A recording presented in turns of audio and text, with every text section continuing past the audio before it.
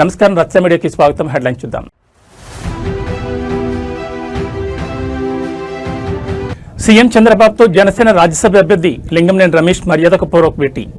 పార్లమెంట్లో ఏపీ గళాన్ని బలంగా వినిపిస్తాం, కూటమి ఐక్యతను చాటిన నేతలు.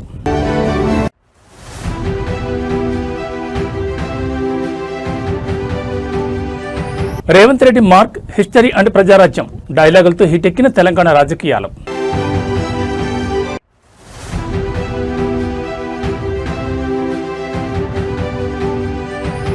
డిక్షనరీ పుట్టక ముందే తెలంగాణ పుట్టింది. వేల ఏళ్ల ఖాని చరిత్రను గుర్తు చేసిన బీఆర్ఎస్ వర్కింగ్ ప్రెసిడెంట్.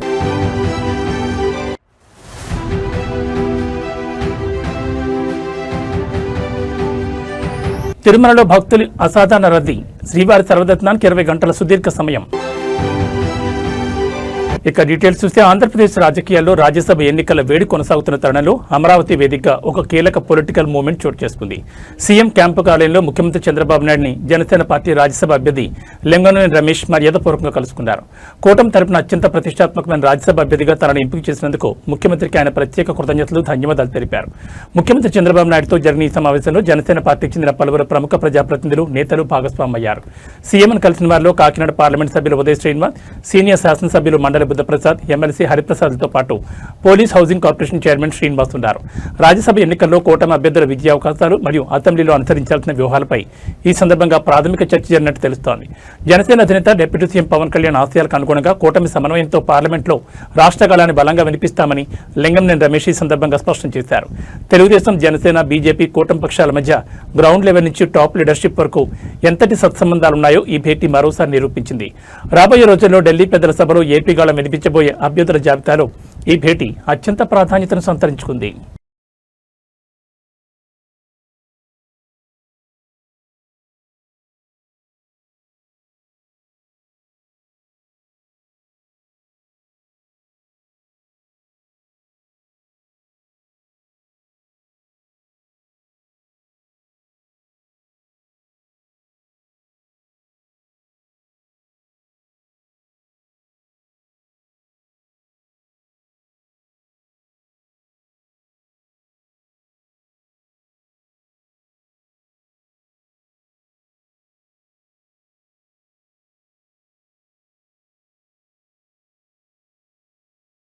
ఆంధ్రప్రదేశ్ రాజకీయాల్లో ఎంతో ఉత్కంఠ రేపిన తెలుగుదేశం పార్టీ రాజ్యసభ అభ్యర్థుల ఎంపిక ప్రక్రియ ఎట్టకేలకు కొలిక్కొచ్చింది.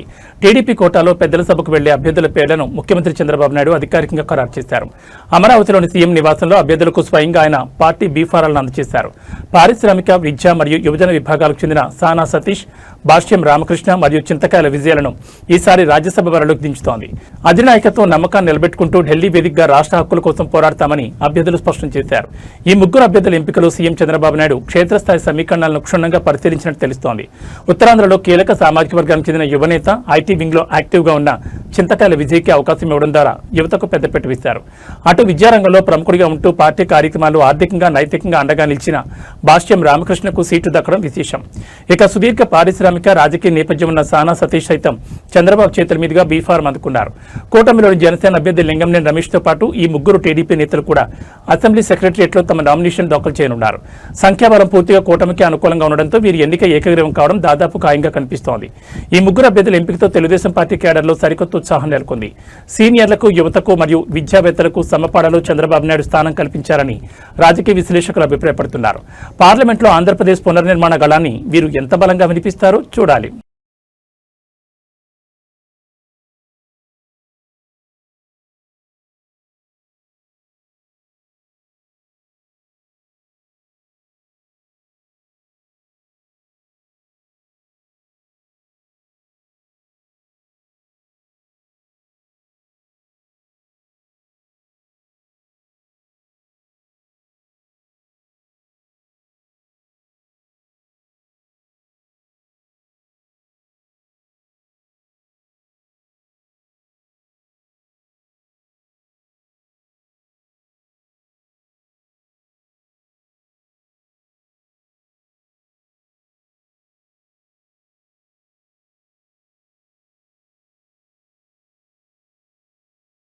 తెలంగాణ కాంగ్రెస్ శ్రేణిలో సరికొత్త జోష్ నింపుతూ ముఖ్యమంత్రి రేవంత్ రెడ్డి చేసిన వ్యాఖ్యలు ఇప్పుడు సోషల్ మీడియాలో పొలిటికల్ కారిడార్లలో తెగ హల్చల్ చేస్తున్నాయి.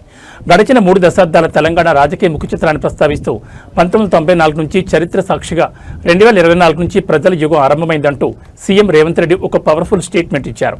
ఉమ్మడి రంగారెడ్డి మరియు పాలమూరు సరిహద్దు రాజకీయాల్లో అత్యంత పట్టున్న రంగారెడ్డి సోదరుల సమక్షంలో రాష్ట్రంలో నిజమైన ప్రజల పాలన, ప్రజల రాజ్యం మొదలైందని ఆయన స్పష్టం చేశారు. తెలంగాణలో ఇందిరమ రాజ్యం, ప్రజాపాలన లక్ష్యాలను ప్రజల్లో బలంగా తీసుకెళ్లే వ్యూహంలో భాగంగా సీఎం రేవంత్ రెడ్డి వ్యాఖ్యలు చేశారు. 1994 నుంచి సాగిన సుదీర్ఘ రాజకీయ ప్రస్థానాన్ని గుర్తు చేస్తూ 2024లో రాష్ట్రంలో కాంగ్రెస్ ప్రభుత్వం ఏర్పడినట్టు నుంచి ఇక్కడ ఒక సరికొత్త ప్రజల యుగం, సువర్ణ అధ్యాయం మొదలైందని ఆయన నినదించారు.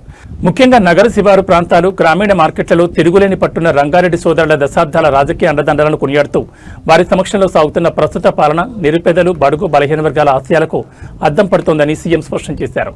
ఈ వ్యాఖ్యలు కాంగ్రెస్ పార్టీ శ్రేణులకు బూస్ట్ ఇస్తుండగా ప్రత్యర్థి పార్టీల శ్రేణులను ఆలోచనలో పడేశాయి. సీఎం రేవంత్ రెడ్డి ప్రతిపాదిస్తున్న ఈ 2024 ప్రజల యుగం నినాదాన్ని కాంగ్రెస్ సోషల్ మీడియా వింగ్లు విపరీతంగా ట్రెండ్ చేస్తున్నాయి. అయితే ప్రతిపక్ష పార్టీలు మాత్రం గత 10 ఏళ్ల ప్రగతిని తక్కువ చేసి మాట్లాడడం సరికాదని విమర్శిస్తున్నాయి. ఏదేమైనా Revanth Reddy mark history and ప్రజల రాజ్యం పొలిటికల్ డైలాగులతో తెలంగాణ పాలిటిక్స్ మరోసారి హీట్ ఎక్కాయి. 94 నుంచి 2004 వరకు తెలుగుదేశం పార్టీ అధికారంలో ఉన్నది. 2004 నుంచి 2014 వరకు కాంగ్రెస్ పార్టీ వైఎస్ఆర్ 2 సార్లు ముఖ్యమంత్రి అయింది. 2014 నుంచి 2024 వరకు బీఆర్ఎస్ 2 సార్లు ప్రభుత్వం ఏర్పాటు చేసింది. నేను ఇవాళ మా రంగారెడ్డి జిల్లా సోదరుల సాక్షిగా నేను చెప్పదలుచుకున్నా, 2024 నుంచి 2034 వరకు ప్రజాపాలన ఉంటుంది. తెలంగాణ రాజకీయాల్లో అస్తిత్వం చుట్టూ సాగుతున్న వివాదం మరోసారి తీవ్ర రూపం దాల్చింది. డిక్షనరీలో ఎక్కడా తెలంగాణ అనే పదమే లేదంటూ తెలుగుదేశం పార్టీ నేత బక్కన్ నరసింహులు చేసిన వ్యాఖ్యలు తీవ్ర దుమారానికి దారితీశాయి. ఈ వ్యాఖ్యలపై బీఆర్ఎస్ వర్కింగ్ ప్రెసిడెంట్ కేటీఆర్ అత్యంత తీవ్రంగా స్పందించారు. చరిత్ర తెలియని కొంతమంది అజ్ఞానులు డిక్షనరీలో తెలంగాణ పదం లేదని మాట్లాడుతున్నారని, అసలు డిక్షనరీ అనేది పుట్టకముందే 1000 ఏళ్ల కిందటనే తెలంగాణ గడ్డ పుట్టిందంటూ కేటీఆర్ పవర్ఫుల్ కౌంటర్ ఇచ్చారు. తెలంగాణ చరిత్రను కించపరిచేలా సాగిన ఈ వివాదం తెలంగాణ ప్రాంతీయ భావోద్వేగాలు, చారిత్రక నేపథ్యంపై టీడీపీ నేత బక్కన్ నరసింహులు చేసిన కామెంట్స్ సోషల్ మీడియాలో వైరల్ కావడంతో బీఆర్ఎస్ శ్రేణులు తీవ్రంగా మండిపడుతున్నాయి. దీనిపై స్పందించిన కేటీఆర్ తెలంగాణ అనే పదం కేవలం నిఘంటువుల్లో వెతుక్కునేది కాదని, అది కోట్లాది మంది ప్రజల శతాబ్దాల ఆకాంక్ష మరియు 1000 ఏళ్ల నాటి చారిత్రక వాస్తవమని గుర్తు చేశారు. పురాణాలు, కాకతీయుల శాసనాల కాలం నాటి నుంచి త్రిలింగ దేశంగా తెలంగాణగా ఈ గడ్డకు ఘనమైన చరిత్ర ఉందని, కనీస జ్ఞానం లేని కొంతమంది అజ్ఞానులు మాత్రమే ఇలాంటి వితండవాదాలు చేస్తారని ట్విట్టర్ వేదికగా కడిగిపారేశారు. తెలంగాణ అస్తిత్వాన్ని తక్కువ చేసి మాట్లాడితే ఇక్కడి ప్రజలు సహించబోరని కేటీఆర్ స్పష్టం చేశారు. కేటీఆర్ ఇచ్చిన ఈ ఘాటు కౌంటర్తో తెలంగాణ సెంటిమెంట్ మరోసారి తెరపైకొచ్చింది. బీఆర్ఎస్ శ్రేణులు సోషల్ మీడియా వ్యాప్తంగా తెలంగాణ చరిత్ర హ్యాష్ ట్యాగ్లతో సరికొత్త క్యాంపెయిన్ మొదలుపెట్టాయి. అటు టీడీపీ నేతలు మాత్రం బక్కన్ నరసింహులు వ్యాఖ్యలు వెనుక ఉన్న అసలు ఉద్దేశం అది కాదంటూ కవర్ చేసే పనిలో పడ్డారు. ఏదేమైనా ఈ dictionary versus history war Telangana politics ను ఉపేస్తోంది. చరిత్ర తెలియని కొంతమంది అజ్ఞానులు డిక్షనరీలో తెలంగాణ పదమే లేదంటున్నారు. వారికి తెలియదు ఏంటంటే డిక్షనరీలు పుట్టక ముందే 1000 ఏళ్ల కిందటే పుట్టింది తెలంగాణ. ఏంది మన ప్రత్యేకత, ఏంది మన విశిష్టత, 7 తరాల మన చుట్టాలు ఎవరు? రాణి రుద్రమ్మ, సమ్మక్క సారలమ్మ, సాకలి ఐలమ్మ, రామ్జీ గోండు, కొమరం భీం, సర్వాయి పాపన్న, పండుగ సాయన్న, దొడ్డి కుమరన్న, షోయబుల్లా ఖాన్, ఒక షేక్ బందగి. ఒక్కరా ఇద్దరా? ఎందరు వీరులు, ఎందరు ధీరులు, అనువనువున ఆత్మగౌరవం, నరనరాన పోరాటం పోటెత్తే జాతి మనది. అంతర్జాతీయంగా భౌగోళిక రాజకీయ ఉద్రిక్తతలు పెరుగుతున్న వేళ భారతదేశ ఆర్థిక ప్రగతిని కాపాడుకునేందుకు ప్రధాని నరేంద్ర మోడీ సరికొత్త వ్యూహాత్మక సమీక్ష నిర్వహించారు. ఢిల్లీ వేదికగా ప్రధానమంత్రి ఆర్థిక సలహా మండలి సభ్యులతో ప్రధాని మోడీ ఉన్నత స్థాయి సమావేశం జరిపారు. ప్రస్తుత ఆర్థిక సంవత్సరంలో దేశ జీడీపీ వృద్ధి రేటును మరింత వేగవంతం చేయడం మరియు పశ్చిమాసియా దేశాల్లో ముదురుతున్న వివాదాల వల్ల అంతర్జాతీయ మార్కెట్లో తలెత్తున్న సవాళ్లను ఎలా ఎదుర్కోవాలనే అంశాలపై ఈ భేటీలో సుదీర్ఘంగా చర్చించారు. భారతదేశం తన ఇంధన అవసరాల కోసం అత్యధికంగా దిగుమతులపైనే ఆధారపడుతున్న నేపథ్యంలో పశ్చిమాసియా సంక్షోభం క్రూడాయిల్ ధరలు మరియు అంతర్జాతీయ వాణిజ్య మార్గాలపై ఎలాంటి ప్రభావం చూపుతుందనే దానిపై ఆర్థిక నిపుణులు ప్రధానికి సమగ్ర నివేదిక సమర్పించారు. గ్లోబల్ మార్కెట్లో అనిశ్చితి ఉన్నప్పటికీ గడిచిన త్రైమాసికంలో భారతదేశం సాధించిన బలమైన ఆర్థిక వృద్ధిని ప్రధాని అభినందించారు. ఇదే వేగాన్ని కొనసాగించడానికి పారిశ్రామిక రంగానికి మరింత ఊతమివ్వాలని, పెట్టుబడులకు అనుకూల వాతావరణాన్ని కల్పించాలని మోడీ సూచించారు. ముఖ్యంగా ఈజ్ ఆఫ్ లివింగ్ మరియు ఈజ్ ఆఫ్ డూయింగ్ బిజినెస్ లో భాగంగా నిబంధనలను మరింత సరళీకరిస్తూ దేశీయ తయారీ రంగాన్ని బలోపేతం చేయడం ద్వారా విదేశీ పెట్టుబడులను భారీగా ఆకర్షించవచ్చని ఈ సమావేశంలో ఏకాభిప్రాయం వ్యక్తమైంది. అంతర్జాతీయ సవాళ్లను తట్టుకోవడానికి దేశంలో గ్రీన్ ఎనర్జీ, స్వదేశీ వస్తువుల వాడకాన్ని పెంచాలని, దిగుమతులపై ఆధారపడడాన్ని తగ్గించుకోవాలని ప్రధాని మోడీ ఈ సందర్భంగా దేశ ప్రజలకు పిలుపునిచ్చారు. ప్రధాని జరిపిన ఈ ఉన్నత స్థాయి సమీక్షతో రాబోయే రోజుల్లో కేంద్ర ప్రభుత్వం నుంచి మరికొన్ని కీలక ఆర్థిక సంస్కరణలు వచ్చే అవకాశం స్పష్టంగా కనిపిస్తోంది.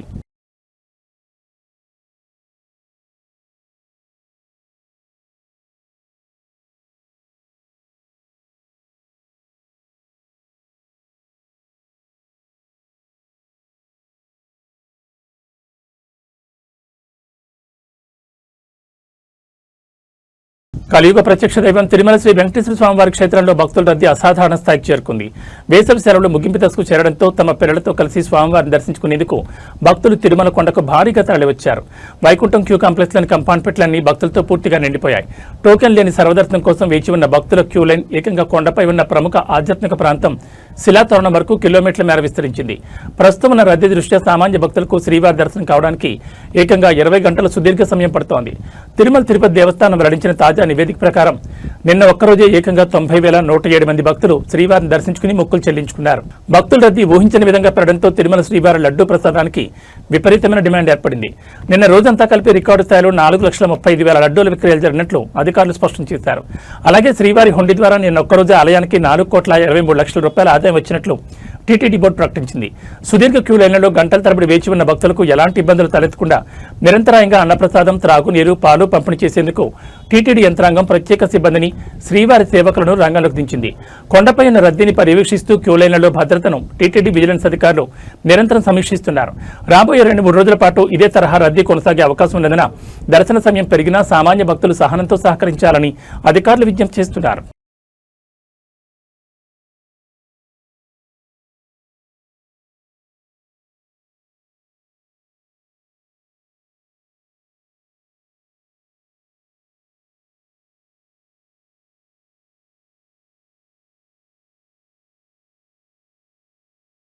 ఎన్టీఆర్ జిల్లాలో హైవేపై వెళ్తున్న ఒక ఆర్టీసీ బస్సులో ఘోర ప్రమాదం చోటు చేసుకుంది. జగ్గేపేట నుంచి విజయవాడకు సుమారు 40 మందికి పైగా ప్రయాణికులతో వెళ్తున్న ఆర్టీసీ బస్సులో ఒక్కసారిగా మంటలు చెలరేగాయి. బస్సు ఇంజన్ భాగంలో సంభవించిన షార్ట్ సర్క్యూట్ కారణంగా దట్టమైన పొగలు, మంటలు బస్సు లోపలికి వ్యాపించాయి. బస్సు డోర్ లాక్ అయిపోవడంతో లోపల ఉన్న ప్రయాణికులు ఊపిరాడక ప్రాణాలను గుప్పెట్లో పెట్టుకుని కిటికీల గుండా బయటకు దూకేశారు. జగ్గేపేట డిపోకు చెందిన ఆర్టీసీ బస్సు విజయవాడ వైపు ప్రయాణిస్తుండగా ఈ ప్రమాదం జరిగింది. బస్సు అద్దంకి, నార్కెట్పల్లి లేదా జాతీయ రహదారిపై వేగంగా వెళుతున్న తరుణంలో ఒక్కసారిగా ఇంజన్ క్యాబిన్ నుంచి పొగలు రావడం డ్రైవర్ గమనించాను. వెంటనే అప్రమత్తమైన డ్రైవర్ బస్సును రోడ్డు పక్కకు నిలిపేశారు. అయితే క్షణాల వ్యవధిలోనే మంటలు డ్రైవర్ క్యాబిన్ మొత్తాన్ని కమ్మేశాయి. దీంతో బస్సు వెనుక భాగంలో ఉన్న ప్రయాణికులు తీవ్ర భయాందోళనకు గురయ్యారు. ప్రధాన ద్వారం గుండా బయటకొచ్చే పరిస్థితి లేకపోవడంతో యువకులు, మహిళలు ప్రాణరక్షణ కోసం బస్సు కిటికీల అద్దాలను పగలగొట్టి వాటి గుండా కిందకు దూకేశారు. ఈ క్రమంలో పలువురు ప్రయాణికులకు స్వల్ప గాయాలయ్యాయి. హైవేపై వెళుతున్న వాహనదారులు, స్థానికులు వెంటనే స్పందించి ప్రయాణికులను సురక్షితంగా బయటకు తీశారు. సమాచారం అందుకున్న ఫైర్ సిబ్బంది ఘటనా స్థలాన్ని చేరుకుని మంటలను పూర్తిగా అదుపు చేశారు. డ్రైవర్ సకాలంలో బస్సును ఆపడం వల్లే 30 మందికి పైగా ప్రయాణికులు సురక్షితంగా బయటపడ్డారని, లేదంటే పెద్ద ప్రమాదం జరిగేదని స్థానికులు చెప్తున్నారు.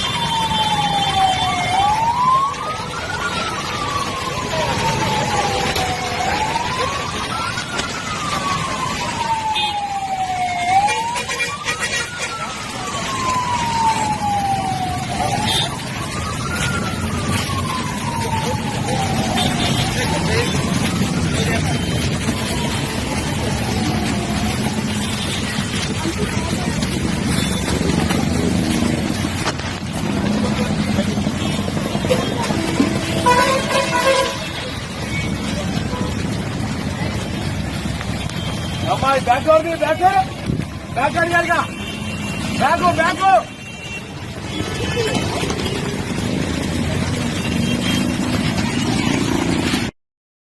తెలంగాణ ప్రముఖ పుణ్యక్షేత్రం యాదగిరిగుట్ట శ్రీ లక్ష్మీనరసింహస్వామి ఆలయంలో భక్తుల రద్దీ ఒక్కసారిగా అమాంతం పెరిగింది. వేసవి సెలవులు ముగుస్తుండటంతో పాటు ఈ రోజు ఆదివారం సెలవుదినం కావడంతో స్వామివారిని దర్శించుకునేందుకు వేలాదిగా భక్తులు కొండపైకి తరలివచ్చారు. దీంతో యాదాద్రి ప్రసాద విక్రయశాలలు, కళ్యాణకట్ట, పుష్కరిణి పరిసర ప్రాంతాలు భక్తులతో పూర్తిగా కిక్కిరిసిపోయాయి. క్యూలైన్లు భారీగా నిండిపోవడంతో లక్ష్మీ నరసింహుడి ఉచిత దర్శనానికి మరియు ప్రత్యేక దర్శనాలకు గంటల కొద్దీ సమయం పడుతోంది. ఉదయం నుంచే యాదగిరిగుట్ట లక్ష్మీ నరసింహస్వామి వారి ఆలయ క్యూ కాంప్లెక్స్లు భక్తులతో నిండిపోయాయి. ప్రస్తుతం ఉన్న రద్దీని బట్టి స్వామివారి ధర్మదర్శనానికి సుమారు 3 గంటల సమయం పడుతుండగా 150 రూపాయల ప్రత్యేక ప్రవేశ దర్శనానికి 2 గంటల సమయం పడుతోందని ఆలయ అధికారులు అధికారికంగా వెల్లడించారు. జూన్ 2వ వారం కావడంతో స్కూలు తెరుచుకోనున్న నేపథ్యంలో కుటుంబ సమేతంగా స్వామివారిని దర్శించుకునేందుకు భక్తులు పెద్ద ఎత్తున తరలివచ్చారు. కొండపైకి వచ్చే వాహనాల సంఖ్య పెరగడంతో పార్కింగ్ స్థలాలు కూడా పూర్తిగా నిండిపోయాయి. భక్తులకు ఎలాంటి అసౌకర్యం కలగకుండా ఆలయ ఈవో ఆధ్వర్యంలో క్యూలైన్లో నిరంతరాయంగా పాలు, త్రాగునీరు అందిస్తూ భద్రతను పర్యవేక్షిస్తున్నారు. రద్దీ మరింత పెరిగే అవకాశం ఉండడంతో లడ్డు ప్రసాద కౌంటర్ల వద్ద అదనపు సిబ్బందిని కేటాయించారు. అలాగే ఘాట్ రోడ్డుపై ట్రాఫిక్ ఇబ్బందులు తలెత్తకుండా స్థానిక పోలీసులు గట్టి బందోబస్తు నిర్వహిస్తున్నారు. స్వామివారిని దర్శించుకునే భక్తులు ఆలయ నిబంధనలకు సహకరించాలని అధికారులు కోరుతున్నారు.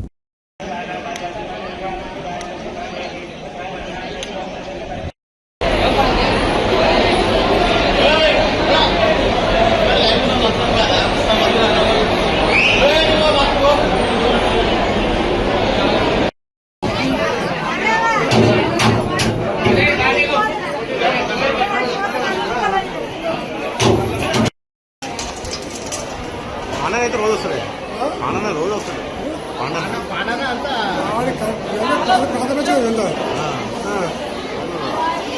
రికార్డింగ్ అవుతుంది సార్ వాయిస్.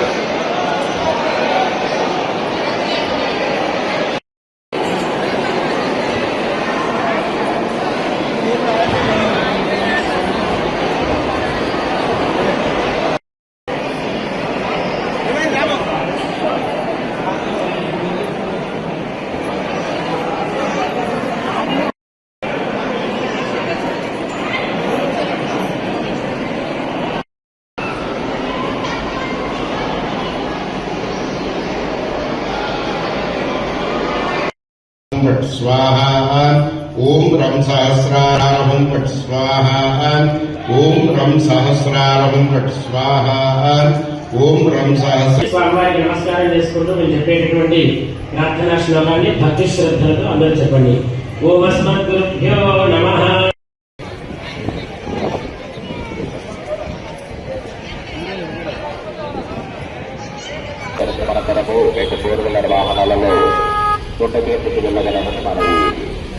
నిర్వహణలలో జగిత్యాల జిల్లా వేదికగా రైతులకు మరియు పర్యావరణ నిబంధనలకు మధ్య సాగుతున్న ఒక వివాదం ఇప్పుడు సామాజిక మాధ్యమాల్లో పెను సంచలనంగా మారింది. కదలాపూర్ మండలం రాజారాం తండా గ్రామంలో వరి కొయ్యలు కాల్చాడనే నెపంతో ఒక సామాన్య రైతుకు గ్రామ పంచాయతీ కార్యదర్శి ఏకంగా 5,000 రూపాయల భారీ జరిమానా విధించారు. ఈ వ్యవహారం వెలుగులోకి రావడంతో నెటిజన్లు, రైతు సంఘాలు తీవ్రస్థాయిలో మండిపడుతున్నాయి.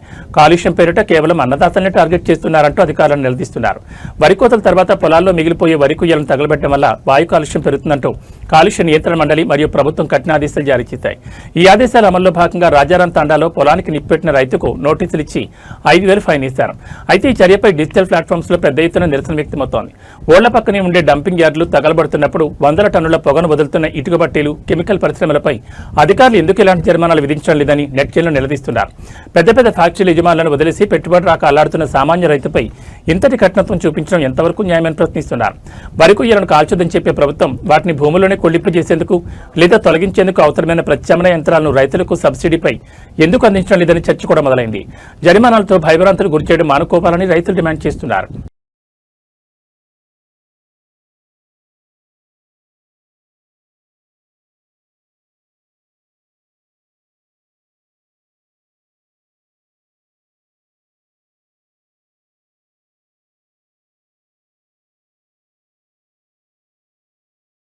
సామాన్యుడి వంటింటి బడ్జెట్ను అస్తవ్యస్తం చేస్తూ గ్యాస్ కంపెనీలు మరోసారి భారీ షాక్ ఇచ్చాయి.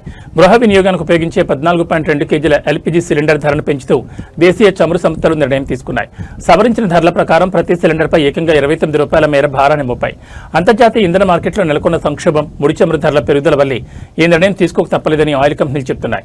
కేవలం 3 నెలల వ్యవధిలోనే గ్యాస్ ధరలు పెరగడం ఇది రెండోసారి కావడంతో సామాన్య వినియోగదారులు తీవ్ర ఆగ్రహం వ్యక్తం చేస్తున్నారు. సవరించిన గ్యాస్ ధరలు ఇవాళ ఉదయం నుంచి దేశవ్యాప్తంగా అమల్లోకి వచ్చాయి. తాజా పెంపుతో దేశ రాజధాని ఢిల్లీలో 14.2 కేజీల డొమెస్టిక్ సిలిండర్ ధర 913 రూపాయల నుంచి 942 రూపాయలకు చేరుకుంది.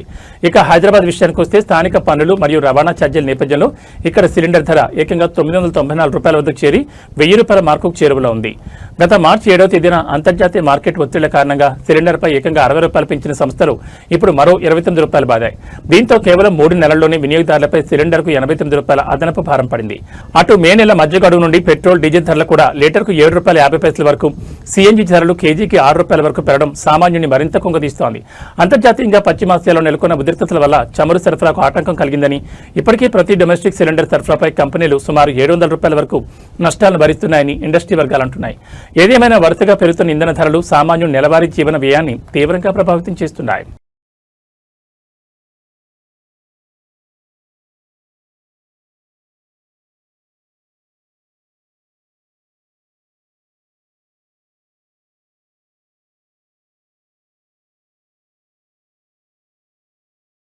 బంగారం, వెండి కొనాలనుకునే వారికి బులియన్ మార్కెట్ నుంచి అత్యంత తీపి కబురు వచ్చింది. హైదరాబాద్ మార్కెట్లో గత 9 రోజులుగా పత్తి ధరలు వరుసగా తగ్గుముఖం పడుతున్నాయి. అంతర్జాతీయంగా మారిన ఆర్థిక సమీకరణల నేపథ్యంలో కేవలం 9 రోజుల్లోనే 10 గ్రాముల స్వచ్ఛమైన బంగారంపై దాదాపు 5,000 రూపాయల వరకు ధర క్షీణించింది. అటు వెండి కూడా ఇదే బాటలో పయనిస్తూ కిలోపై ఏకంగా 20,000 రూపాయల మేర భారీగా దిగొచ్చింది. గత నెల 29 రికార్డు స్థాయి గరిష్టాల వద్ద ఉన్న ధరలు నేడు సామాన్యుడికి అందుబాటులోకి వచ్చే స్థాయికి పడిపోయాయి. గత నెల మే 29వ తేదీన హైదరాబాద్లో 24 క్యారెట్ల 10 గ్రాముల బంగారం ధర రికార్డు స్థాయిలో 1,57,640 రూపాయలుగా ఉండేది. అయితే గడిచిన 9 రోజుల్లో ఇది ఏకంగా 4,910 రూపాయలు తగ్గి ఇవాళ 1,52,730 రూపాయల వద్ద కొనసాగుతోంది. అలాగే సాధారణ ఆభరణాల తయారీకి ఉపయోగించే 22 క్యారెట్ల నగల బంగారం కూడా 10 గ్రాములపై 4,500 రూపాయల మేరకు క్షీణించి 1,44,500 రూపాయల నుంచి నేరుగా 1,40,000 రూపాయల మార్కుకు చేరుకుంది. ఇక వెండి మార్కెట్లో అయితే మునిపెన్నడూ లేని విధంగా 9 రోజుల్లోనే కేజీపై 20,000 రూపాయల మేరకు కుప్పకూడి ప్రస్తుతం 2,70,000 రూపాయల వద్ద ట్రేడ్ అవుతోంది. అమెరికా ఆర్థిక సూచీలు మరియు బాండ్ ఇంట్రెస్ట్ రేట్ల పెరుగుదల అంచనాల వల్లే ఇన్వెస్టర్లు బంగారం అమ్మకాలకు మొగ్గు చూపడం ఈ పతనానికి ప్రధాన కారణమని నిపుణులు విశ్లేషిస్తున్నారు. పెళ్లిళ్లు, ఇతర శుభకార్యాల కోసం బంగారం కొనుగోలు చేయాలనుకునే వారికి ఈ ధరల తగ్గుదల భారీ ఊరటనిస్తోంది.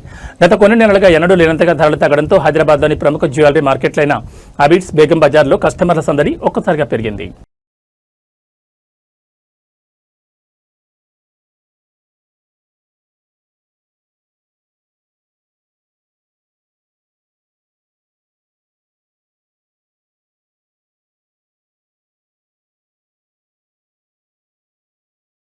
ఉక్కపోతతో సతమతమవుతున్న తెలంగాణ ప్రజలకు వాతావరణ నిపుణులు చల్లటి వార్త అందించారు. ఈ రోజు మధ్యాహ్నం నుంచి రాత్రిలోపు రాష్ట్రంలోని పలు జిల్లాల్లో భారీ వర్షాలు కురిసే అవకాశం ఉందని వాతావరణ శాఖ వెల్లడించింది. ముఖ్యంగా పశ్చిమ, దక్షిణ తెలంగాణ జిల్లాల్లో వాతావరణం వేగంగా మారుతోందని, బలమైన ఎదురుగాలతో కూడిన వర్షాలు పడతాయని అంచనా వేసింది. ఇటు భాగ్యనగరంలోనూ సాయంత్రం వేళ ఆకాశం మేఘావృతమై వర్షం కురిసే ఆస్కారం ఉందని పేర్కొంది. వాతావరణ నిపుణుల తాజా బులెటిన్ ప్రకారం వికారాబాద్, సంగారెడ్డి, నారాయణపేట్, మహబూబ్ నగర్ జిల్లాలో మధ్యాహ్నం తర్వాత వర్ష తీవ్రత ఎక్కువ ఉండబోతోంది.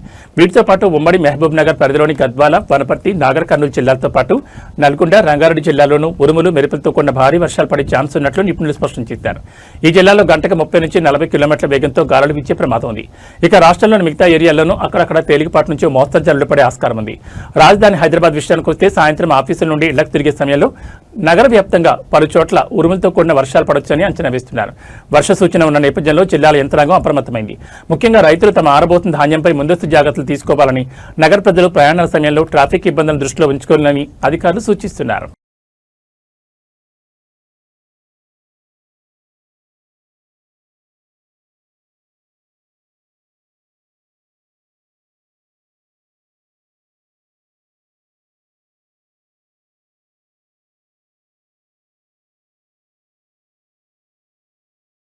ఏబీ బులెటిన్ శిష్య నమస్కారం.